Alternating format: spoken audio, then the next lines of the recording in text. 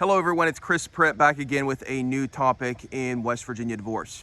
Today we're going to be talking about weather and how it affects parenting plans. Oftentimes I'll get questions from people about weather conditions and whether they actually have to take the person to the exchange. And it's an issue that comes up from time to time in court. The major issue that you have in court is one person claiming that the weather was such that they cannot possibly go and meet up for the parenting exchange, and the other person claiming that their life is at stake. So those are really the two extremes that people are claiming. What the court is going to do is, the key thing here is, if the person is legitimately not able to make it to the exchange, then the court will look at it and will likely conclude that the person is not held in contempt, because that's what happens when somebody doesn't fulfill the obligations of a court order, is they are potentially going to be held in contempt of court. So a contempt of court is filed. After the contempt of court is filed, you go to court with one person claiming that the weather is such that they couldn't have made it, and the other person claiming that they could. The court is going to look at what the conditions were. They're going to hear the testimony of the person claiming that the weather was such that they couldn't appear.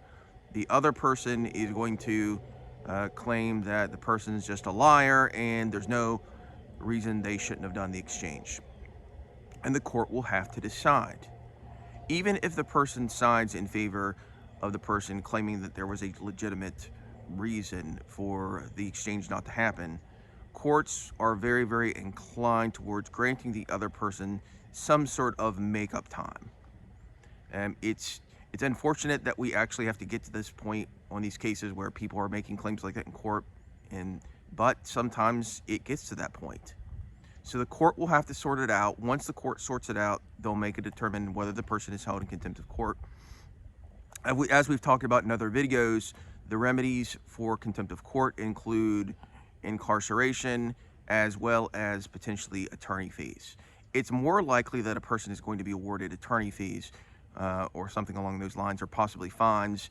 The court will not likely incarcerate somebody for any kind of claim of contempt of court on the first go around, unless it's very, very special circumstances. So just remember, if you're going to go out in the snow for an exchange, make sure that it's a legitimate argument and you're making a legitimate claim, because otherwise you could end up in court. So that consists of today's video. If you have any questions at all, feel free to give me a call or send me an email. Have a good day.